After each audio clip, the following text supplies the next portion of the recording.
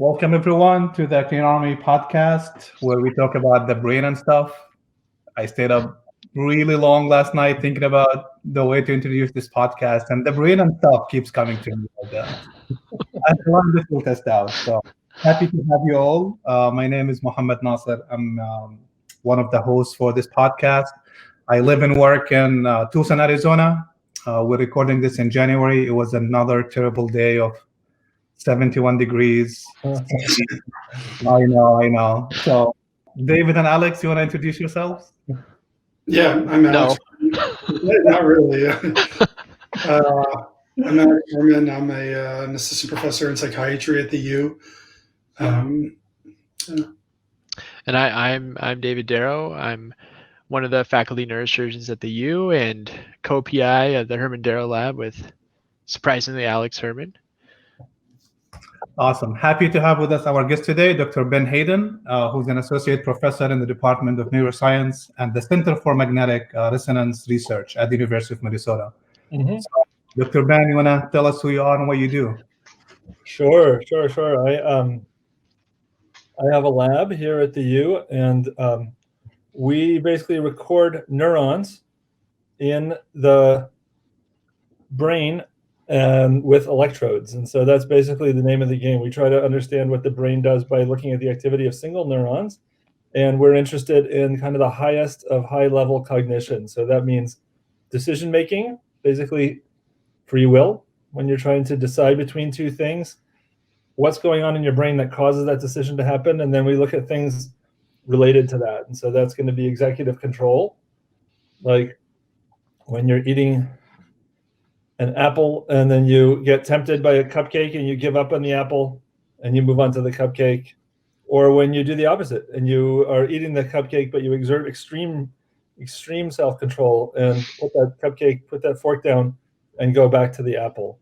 That's something that's really fascinating to us. And so decision-making and control of decision-making are really the heart and soul of what my lab studies. And we believe that really having access to single neurons is the level at which the brain operates, and we kind of know that as scientists. And so we think that recording those directly is kind of the best way to get answers to the key questions of human existence. Why do we do what we do?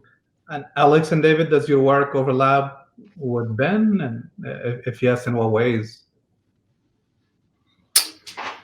Yeah, for sure. I mean, I think when we got to the U, when I first met Ben, I discovered that he, was already interested in kind of extending some of the work that he'd done in non-human primates into humans, basically, or maybe even already started doing that work. And he basically started mentoring me in how to study questions related to decision-making and how we might actually start to do that in humans. And then I think that's kind of percolated through a lot of the work that David and I do together in terms of trying to, study ways that decision-making could be, and cognition more generally, could be improved in disorders that in which there are like notable cognitive deficits or impairments in decision-making. And those obviously, span the gamut of diagnoses from mood and cognitive problems and neurological disorders to, which is obviously more David's domain, to the really clear problems of the decision-making that people who suffer from depression or addiction or, schizophrenia, for instance, exhibit. Yeah, I think what Ben failed to mention is that that's really hard. We know that the fundamental building block, so to speak, of the brain is, a neuron firing, so to speak. But measuring a single neuron or even a few neurons is really hard. And there are lots of neurons. So it's hard to, if you measure a single or a few neurons, it's hard to measure a lot of them individually. And in humans especially, measuring, or really in most animals, measuring neurons comes down to putting electrodes in.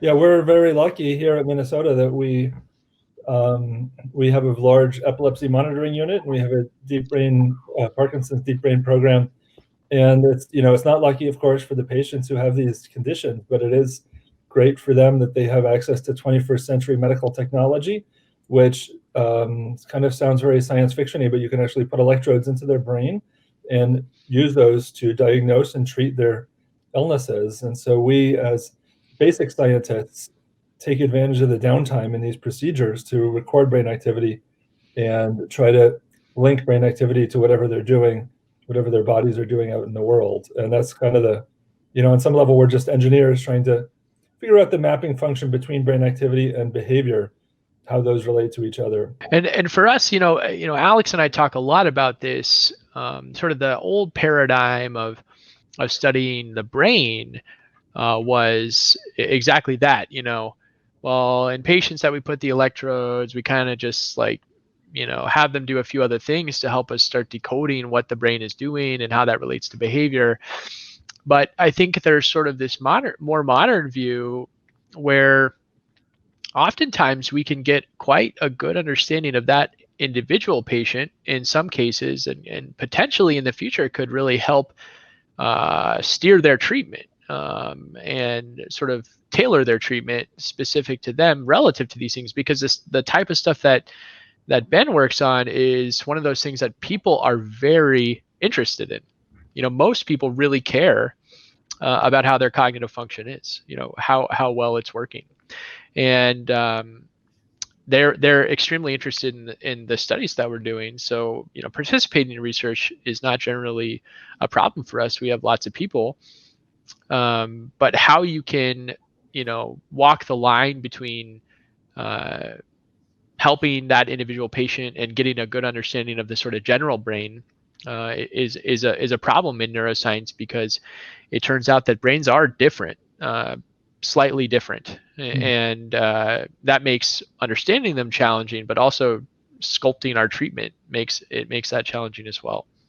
Yeah, I'll also add in that even though the stuff that we do is basic science, all of it is done with an eye towards improving the quality of life for the human race in the future. And so every piece of data we get from a patient who's willing to let us record their brain activity is going to improve the life of several in the future. And one of the things that, David, that you just mentioned is really important.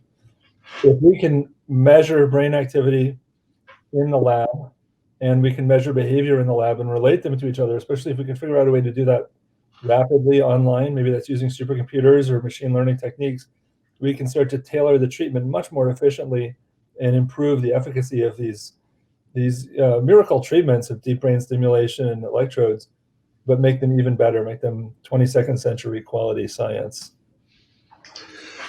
So this actually brings up a question that David and I have talked a lot about, which is, we have this opportunity to study an individual person with great depth, right? We can do a raft of behavioral tasks with them for days to weeks in some cases, and record lots of data from multiple places in the brain, hopefully eventually single units.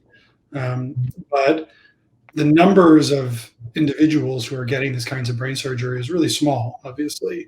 How do you think about what we can learn about ourselves from such small sample with deep kind of investigations, I guess?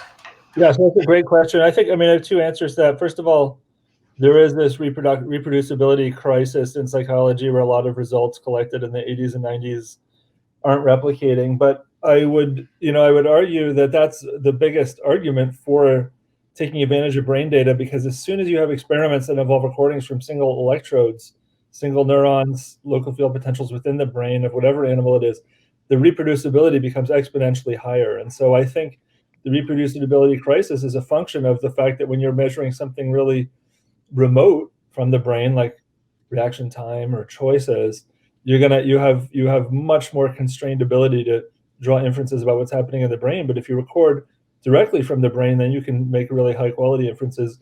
And my subdiscipline has largely avoided the replication crisis. Not to say we haven't had any problems, but it's been much less intense than it is in these domains of social psychology that have impoverished ability to measure. So that's one of the biggest reasons we like to measure directly inside the brain. And the other thing I would also tell you about individual differences is that we are in very, very early days. And so any information is really, really valuable. I'll just give you one example. The part of the brain that we study in my lab is the cerebral cortex, primarily. We do the striatum a little bit. But the cerebral cortex is really where the action is. The cortex has about 150 areas in it that have been identified by anatomists. And we only really know what about 7 or 8 of those areas do. The rest, we're kind of fumbling around in the dark. And, a lot of those areas are really, really important for psychiatric disease. And Alex, you and I have talked about this a lot. If we could get a better handle, even a slightly better handle on what 2 or 3 more of these areas do, we could have a much better ability to treat patients with DBS, with ultrasound, with non-invasive techniques that can target those anatomical areas. We use the electrode recordings to identify them and figure out what they do. But then once we know what they do, we can approach them. We can scale it up, basically. We can approach them through a large variety of techniques, many of which don't involve a craniotomy, crossing the skull itself. So we're just right now, we're in a place as a field where we're just desperately hungry for any information at all about how these brain regions work. And so anything we get is really valuable. As the complete outsider here, I'm really curious when it comes maybe to a single decision being made. Mm-hmm. Out of these 150 areas that we think are out there, how many get activated? Yeah, so if you take a basic Neuroscience 101 course, you're going to hear about the 7 or 8 that I mentioned. Okay. And you might come away with the impression that really what's going on is these areas are doing that thing, or maybe only 2 or 3 of them that are most active. But I have a different opinion. I think basically if there's 150 areas, probably all of them are involved somehow. I believe that pretty much all of cognition, even a really simple question, the simplest question that we ask in my lab is something like, would you rather have an apple or an orange? Would you rather have $5 or $10, right? That's not even a hard question, right? Everybody's just going to say $10. Make it a little more complicated. Would you rather have $5 or a 50% chance of $10? Those are the really simple questions. And those questions, I think, are going to involve basically your entire brain. Each of those areas in your brain is going to do a little bit, and they're not going to do the same thing as each other, but we don't know what their contributions are. We don't know why. It seems like even for really simple decisions like that only you could build a computer that could do those with like 3 neurons. You're still probably using several billion neurons to make that decision. We don't know why. We're going to find that out. Well, I would argue that oftentimes we have this massive infrastructure that is, sometimes used for simple problems and may often produce spurious pathologies. The federal government or something else.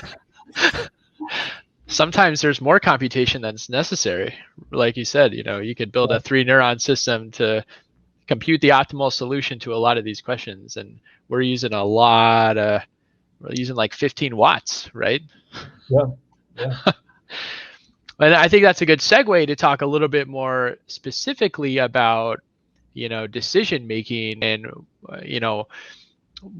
why decision making in that framework is so compelling when it relates to disease. Yeah, I mean, I would say, the diseases that are most fascinating to me personally, depression and obsessive compulsive disorder, those are diseases where they are really diseases, I think, of the decision-making system.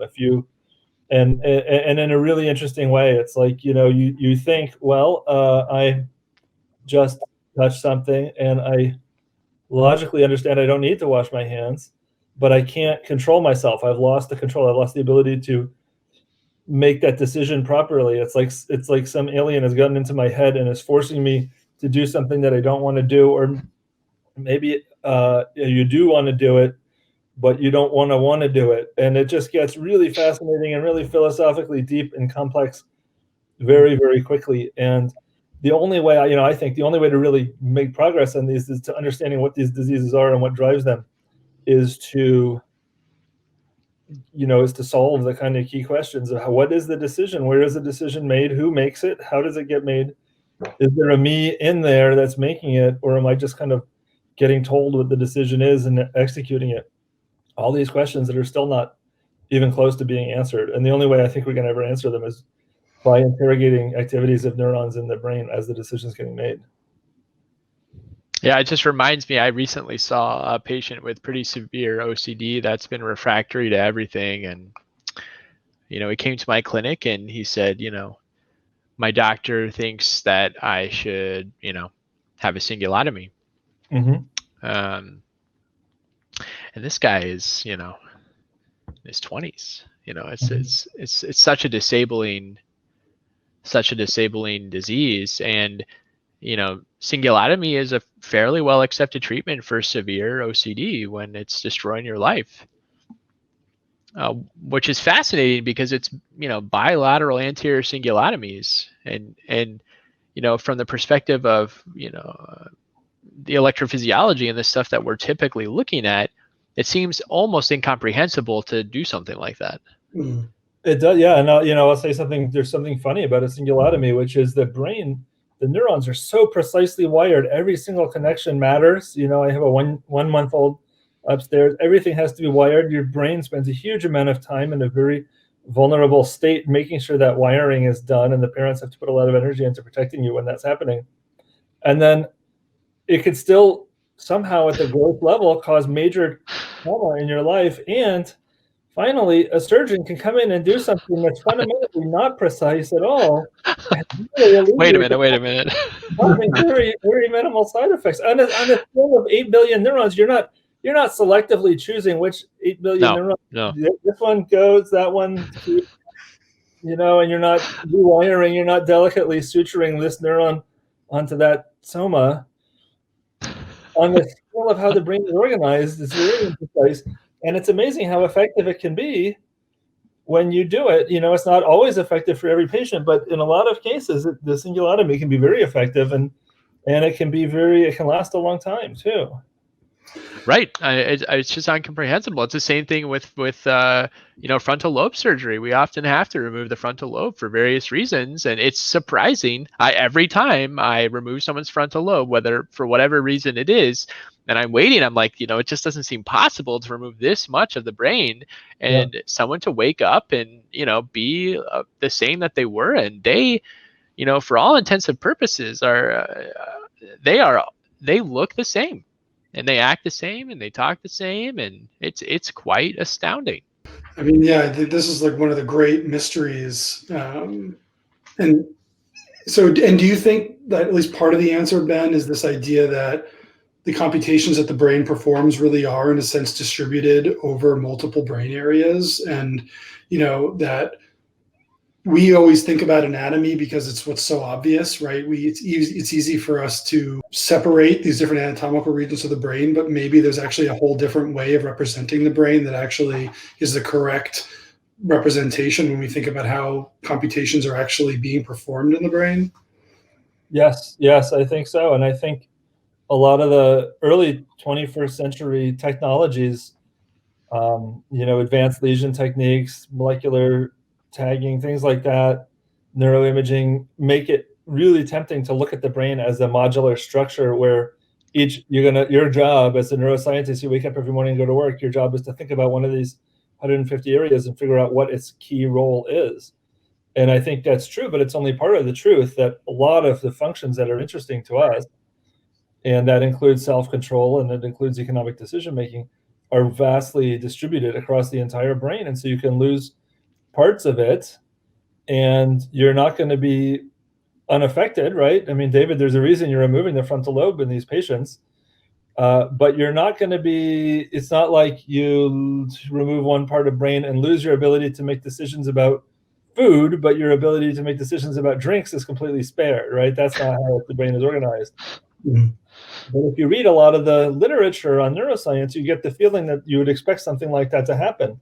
And I don't think that is how it happens. And in the last 2 or 3 years, as we've been moving from electrodes that can record one neuron at a time to electrodes that can record 10,000 neurons at a time, you're starting to see, I think, the beginnings of a big shift in thinking about how the brain works and saying, gosh, it looks like a lot of redundancy if you take the perspective that each area is supposed to do something different.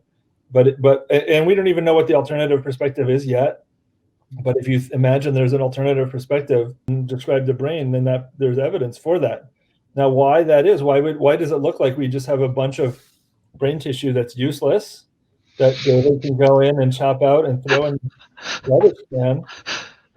That's not the case, right? Evolution doesn't work that way. We know that evolution doesn't waste its energy, but we still don't have a successful theory that answers that question. And so, you asked earlier in the podcast, what's so interesting about this? This is what's so interesting about it to me, is that this is like such a head banging against the wall kind of riddle. Is like, why do we seem to have so many parts of the brain when they're not all, when they seem redundant? We know they're not, but we just don't know what the truth is. That we're stuck right there. We're stuck at this very fundamental level. Yeah, it's so funny that it's our own brains that are creating this sort of problem. Is it a problem of our ability to sort of understand our own brains? And we end up with these sort of academic silos of focusing in on one specific area as this for very literal terms, like this is my territory, and then everybody publishing across similar things, ending up with in some ways conflicting results, or at least not parsimonious results, and us ending up nowhere. And it all has to do with the fact that our brains can just not process this mapping.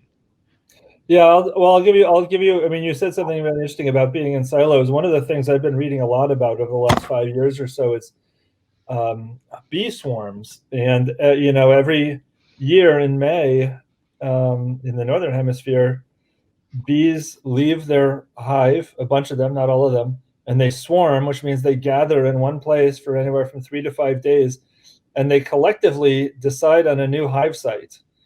And this is essentially reproduction, not at the level of the individual, but at the level of the colony.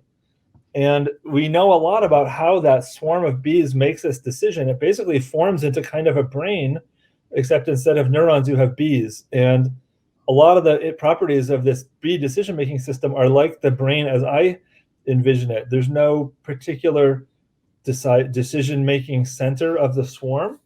The queen doesn't decide at all. The queen is basically not even part of this process. It's an emergent process. It's very bottom-up. It's very driven by very simple algorithms interacting in a way that leads to these emergent higher-level properties. And I think, for me, studying this is very inspiring, and it helps me think about the brain, I think, in a different way. It helps me kind of get out of this rut that you're talking about of the way that we naturally tend to think about the brain of one region, one function. And so a lot of people, not just me, are saying that really the secret to psychiatry in the middle of the 21st century is understanding the white matter better. Sure. And we don't know. There's a lot we don't know. And I'm guilty of it as anybody else. But that would argue that the cingulotomy is effective because it's altering connections from potentially so many different parts of the brain, right? Just like these studies that show the DBS for depression have to hit, 4 different white matter tracks in order to be effective. I mean, that's what some of Helen Mayberg's work is showing. And so maybe it's kind of an illusion when we think about cingulotomy as being targeted, in the sense that it's actually affecting distributed processes. We're hitting a nexus where they're intersecting or something like that. I mean, the funny thing is, we don't know why a cingulotomy works. Right. Yeah. I mean, we don't know why Prozac works either. So we have these cures. We would not have these cures if it were not for science. Science pointed us vaguely in the right direction, and it gave us these things. But it gave us these things that there's some luck in there too, and we don't know yet why these things work. And honestly, the fact that it's like this paradox of, it's all distributed, but this very localized, targeted resection is going to be the magic bullet that treats your OCD. There's no satisfying answer to that, and we know those both are true, and that's part of why it's such a fascinating set of questions to me. I was wondering if the wiring of the brain for someone who's 1 month old in today's age is different than the brain wiring process that took place, let's say, 300, 400, 500 years ago. with the environment being so different, with access to resources being different, with our needs being different? I was just thinking about. Those are great questions. I mean, on average, life is a lot better for the average person on this planet than it was 400 years ago. And so, is that different? The brain, maybe the brain is less impeded from developing the way that it's kind of evolutionarily designed to develop. But if you're hinting at like incipient obesity or drug addiction or stress, or the stress of the modern world or something like that, I don't think there's that much difference. Not at 1 month. Maybe that happens by the time you're in junior high school or something. But these are really interesting questions. I actually don't know that much about development, so I don't really want to try to speak ex cathedra here. But my hunch is that for a 1-month-old, life is not that different, aside from the extreme stress that was not everywhere. It didn't affect everyone all the time, but it was much more common. It was much more prevalent 300-400 years ago. Plus iPads, I'm sure 1 month already know how to use an iPad. Yeah, not 1 month, but yeah, but I mean, I think the research says that iPads don't really affect your development that much, really. Right. They do reprogram your shunt, though. Yeah. The EMF actually has been shown to reprogram shunts quite a bit. So. Oh, okay. It's kind of a weird, weird little phenomena, but it's now a nice case series of iPads reprogramming shunts for hydrocephalus, which is quite tangential.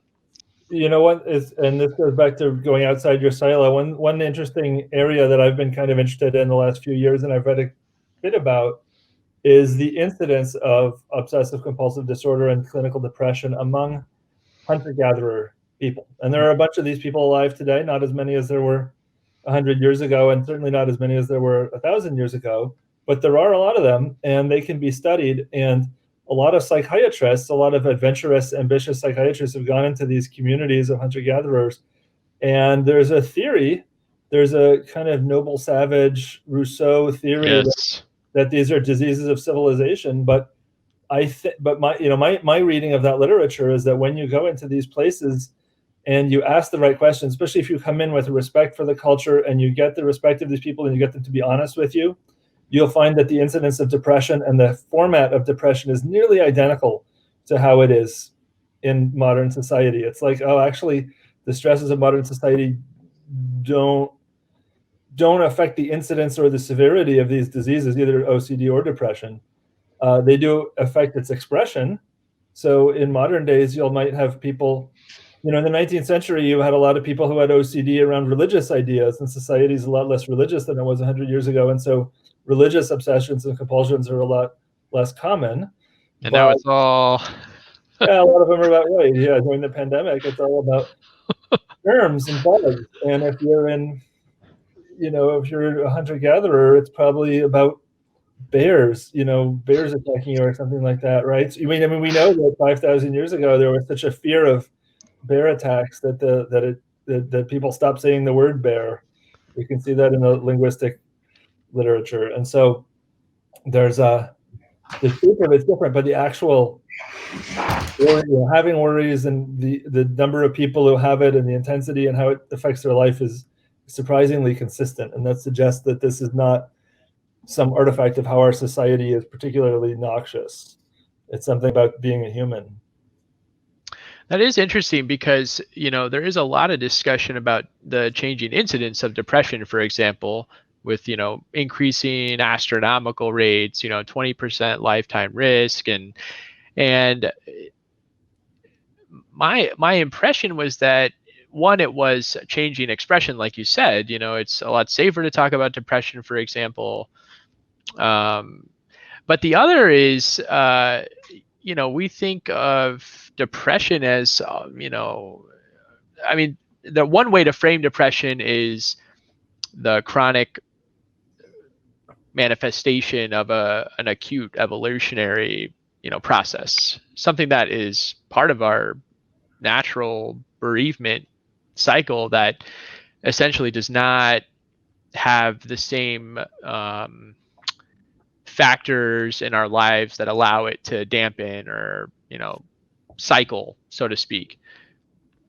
And that's a very interesting point that you're saying that, maybe the chronic rates of OCD and depression are pretty similar, because it's been talked about for a long time, this terrible noble savage idea or plebeian savage idea or plebeian idea about how rates of depression in hardworking groups is much lower than in modern day. Yeah, I mean, I think the jury's still out a little bit, but I'm being more and more persuaded every time I read one of these articles that you have much bigger difference in like willingness to talk about these things, or even like having the vocabulary to talk about these things. And maybe if you have the words to talk about it, people start to be willing to talk about it. Or if they see, especially with OCD, you have a lot of shame. You have a lot of people who don't ever want anybody to know about their little tics and their little obsessions. And if they start seeing other people in the media talking about their obsessions, they might start to feel more comfortable being honest with you about it, and you'll start to see it. And that's, that's why I think having mental health trained anthropologists go and live out with these hunter-gatherers and really work to gain their respect and treat them with respect allows them to kind of learn what's actually going on in their minds. And you'll find actually we have a lot more in common with these people than we would have thought otherwise. How do they function in those hunter-gatherer societies? Like, you kind of have trouble leaving your hut in the morning, right? I mean, it expresses in a lot of the same ways. Disrupted sleep, not enough sleep, too much sleep, anhedonia. You don't enjoy the things you used to enjoy. And in a general sense, it's the same thing, right? You might not have the same impairment in operating heavy machinery because they don't have heavy machinery, but broadly speaking, it's the same disease. And and if you kind of go, and if you read this literature with an open mind, and again, I'm saying that the jury is still a little bit out on this, it's starting to look like maybe you have people, people are people. The world is the world. And you're less effective at hunting. You're not as pleased when you make a big hunt or whatever. So then, I think that kind of begs the question is why are these disorders around? Because they haven't affected fecundity. They haven't affected, the average number of offspring produced per person because they don't, the age of onset is later, or for some reason, otherwise you think evolution would have essentially dealt with them at some point if they're not a function of modern society, if they're not simply a result of the way that modern society, affects our brains. But if they actually have been around as long as the human race has been around, then on the other hand, could they be serving some kind of an actual function, or are these epiphenomenon that happen to cause a lot of suffering? How do we think about psychiatric disorders if they've always been with us, so to speak? Yeah, that's a great question. This is a big debate in psychiatry, and it's a fascinating one, and it's one I've been paying attention to for 25 years. Since you asked me, I'll give you my opinion. I don't think there's any evolutionary benefit to depression or OCD or schizophrenia. I think it's just a sucky thing about being a human, and it doesn't help you at all. How does it survive? Because evolution is not nearly as efficient as we imagine it is.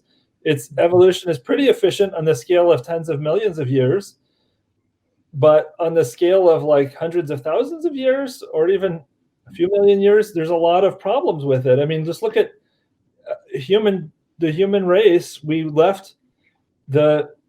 started walking on 2 feet more than 25 million years ago, and it still screws up our knees, right? We as a species have terrible knees. We have terrible lower backs. It's been a pain in the ass since we were maybe 25 million years ago. And we've never evolved better knees, and we've never evolved better lower backs because you can sort of make do. And depressed people can sort of make do. Not great. It definitely hurts your ability to reproduce, but it's not so bad that it completely destroys it. And I don't think we have to imagine that there's some compensatory benefit of having depression. I think we can just say, yeah, evolution has worked very, very slowly. You're saying it's likely we'll deal with depression for another 25 million years. Is that what I'm hearing? Yeah. No, we're here. We're working on it, guys. Like, come on. That's true. Yeah, we're solving it. Species are solving it as fast as we can. Stop giving us a hard time. We're working on it.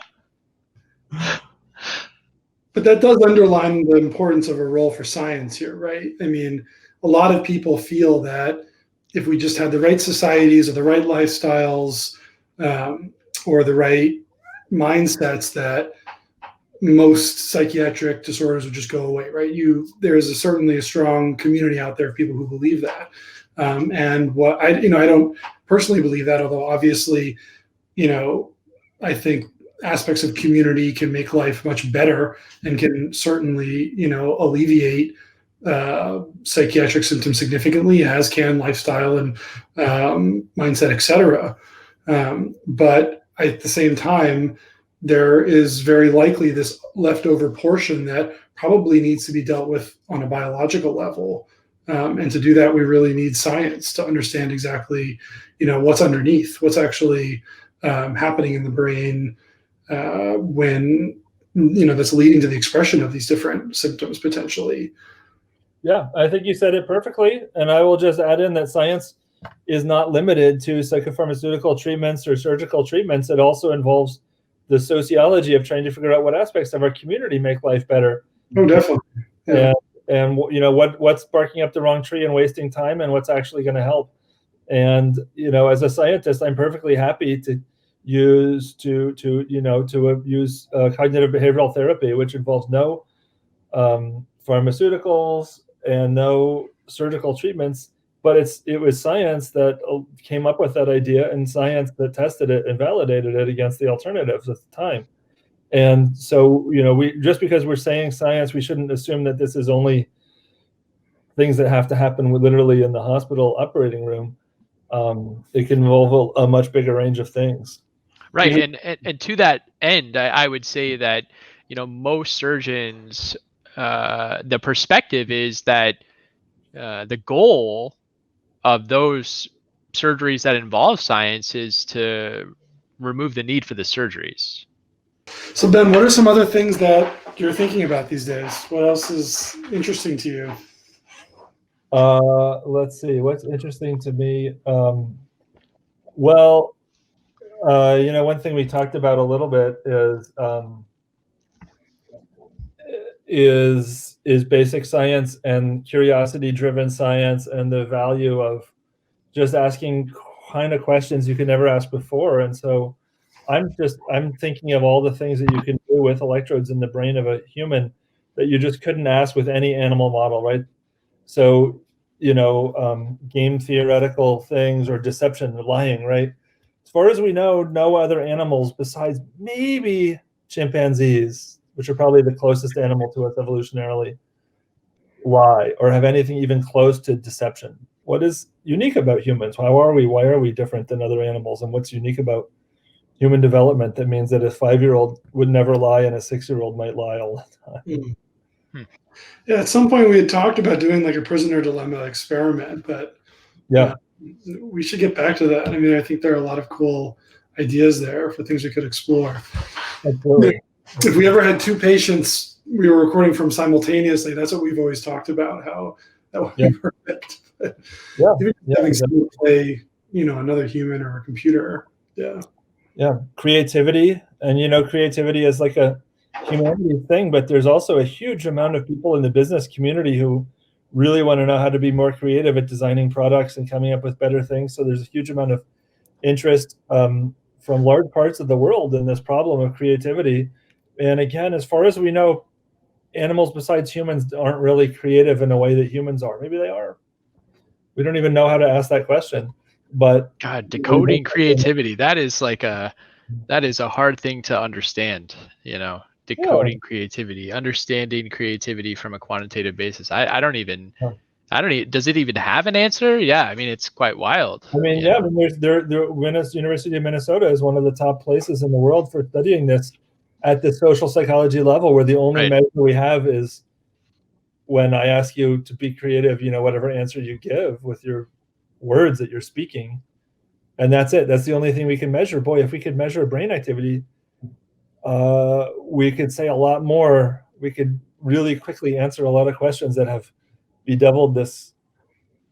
Are your two labs collaborating on any specific projects or common questions, or is that something that you think will happen in the future? And what would that be if it's not happening already? So many. Yeah. So many. I'll give you one. Yeah. Imagine I sit down and I say, you have 3 minutes. Tell me as many animals as you can. And that's not a hard thing to do. And you produce this answer, and it's different than every other question that's ever asked in a psychology lab where there's a right answer and a wrong answer. You're just answering animals for 3 minutes and then you stop. And we can take this data stream that your voice generates, we record it with a microphone, and we can do an analysis of everything you say and when you say it. And we can start to do really sophisticated, complicated maps, because you moved from African savanna animals, you had a whole series of them, and then you said penguin, and then you did some more African savanna animals, and then you went back to other birds. And penguin's kind of a bird, but it's kind of an unusual bird. And so we can develop all these sophisticated mathematical models of what the shape of concepts look like in your brain. We can draw inferences about what the shape of animal concepts are, right? So we're getting in the nature of concepts here. And we can, even with this very small amount of data that you generate in 3 minutes, we can start to generate the terrain. And then what we're doing in the lab is we're recording, and these people who have diseases that are completely unrelated to naming animals. And we're looking at how brain activity in these patients tells us how that map of concepts, how that landscape of concepts is instantiated in the brain, right? So there's some landscape in which the African animals are kind of closer to each other, the savanna animals, the zebras, the lions, and the tigers. And then all the birds are in some other place in that world. And so what we're doing is we're figuring out how the world is mapped in your brain, how concepts are mapped in your brain from this 100 or so electrodes we have in the brains of these patients. That's one of the I'm most excited about right now. I really am. And that's a perfect example, because it's a really great example of where Ben asked this fundamental question, just out of sheer curiosity about how the brain works, that then has immediate implications for how we could actually study it in the context of human disease, because we know that some of those exact processes are impaired, for instance, in both Parkinson's disorder and Alzheimer's disorder, two very different disorders. And specifically in Parkinson's disease, I'll say that impairments in semantic fluency, so people's ability to recall and express words, that is a very significant impairment that really affects people's quality of life. And it's so understudied. I mean, almost no one focuses on semantic fluency in Parkinson's disease, right? And yet it comes up on all of these studies. And now we're going to have this lever that's really driven by curiosity in a very basic level, to allow us to hopefully start to think about new potential ways of studying and maybe even treating this really important impairment in a major and fairly common neurological disorder. Well, I'm looking at the time, and I think we can do this. 3 minutes, list animals. Right. Yeah, I think what's really cool about our setup is, we have a really collaborative group where everybody is, working super hard, but we have a nice, at least I feel like we have a very nice structure where there's a critical mass of ideas and mutual respect and work ethic, where everybody seems to be humming along in parallel, yet we still seem to make substantial strides and still seem to be on the same page a lot of the time, without really meaning to. So I feel like that's what's really cool about the collaboration so far. I've definitely reached out to Ben many times to help me with making progress on something, and so far it's been it's been absolutely fantastic because he's got just tremendous experience. So I think there's a nice working relationship between very basic science questions that are immediately translatable and then testable across into an animal model and back to humans with potential treatment. So I think that dialogue is what is going to fuel a lot of that progress. Yeah, and I'm going to go a little further and say that, since we're on record, that I'm really grateful to have met you, Ben, and to have had your mentorship. And my life is infinitely richer, and certainly the kinds of scientific questions I think about, and ultimately the kinds of I think approaches to improving the lives of patients that we're going to be able to approach just greatly expanded, so much richer and more unique than they otherwise would have been. So thank you for being you and being here and being willing to work with us and mentor us and guide us. Yeah. I'm big on, you don't get an opportunity to meet important people in your life very much.